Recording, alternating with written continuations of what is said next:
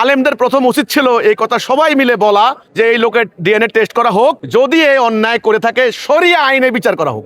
আপনারা না ইসলাম চান, আপনারা না ইসলামের বয়ান দেন মানুষের, আপনারা ওয়াজ করেন, আপনারা নায়েবে নবী, ওরাসাতুল আম্বিয়া, আপনারা কোরআনের হেফাজতকারী, তাহলে কোনো অপরাধের জন্য শরিয়া আইন তো আপনারা চাওয়াও দরকার নাকি? প্রথম আলেমরা সব চুপচাপ, সব চুপ, কোনো কথা কয় না। যখনই ওই লোকটা বললো আমি করি নাই, ইবলিসে করেছে, এই তখনই এইবার বললো যে আমগো হুজুর ঠিক আছে। আপনার বর্ম যদি ঠুনকো হয়, কাগজের বর্ম হয়, আপনি তলোয়ারের বিরুদ্ধে আত্মরক্ষা করতে পারবেন না।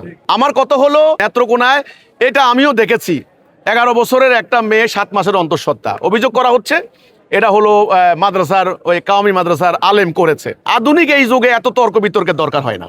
সমস্ত আলেমদের উচিত ছিল প্রথমে এই অন্যায়ের ঘৃণা করা, যেই করেছে যে ওকে গ্রেপ্তার করা হোক, তাকে বলা হোক তুমি সারেন্ডার করো আইনের কাছে। আইনের ডিএনএ টেস্ট করবে, আরো অনেক টেস্টের এখন আধুনিক প্রক্রিয়া আছে। এই যে আমেরিকার ওই যে মানে পিএইচডি ডিগ্রি করতে গেছে 2টা ছেলে মেয়ে, ওদের নির্মম হত্যাকাণ্ড কিভাবে পুলিশ বের করে ফেলেছে। তো আধুনিক যুগে এখন সাংঘাতিক জ্ঞান বিজ্ঞান অনেকটুকু।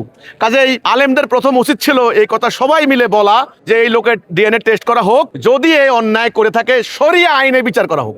আপনারা না ইসলাম চান, আপনারা না ইসলামের বয়ান দেন মানুষের, আপনারা ওয়াজ করেন, আপনারা নায়েবে নবী, ওরাসাতুল আম্বিয়া, আপনারা কোরআনের হেফাজতকারী, তাহলে কোনো অপরাধের জন্য শরিয়া আইন তো আপনারা চাওয়াও দরকার নাকি?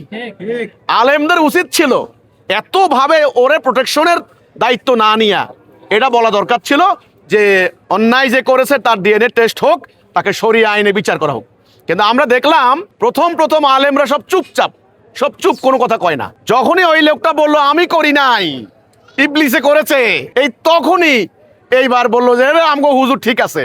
তো এত সাফাই গাওয়া তো দরকার নাই। আপনাদেরকে সাফাই সাক্ষী তো উনি করে নাই, ভালো কথা, উনি যদি না করে নাই, এরকম হাজার হাজার লক্ষ লক্ষ হুজুর কি করে নাই? অন্যের বেলা আপনারা কি বলবেন? আচ্ছা ওনাকে না আপনারা সেভ করলেন, অন্যের বেলা কি বলবেন?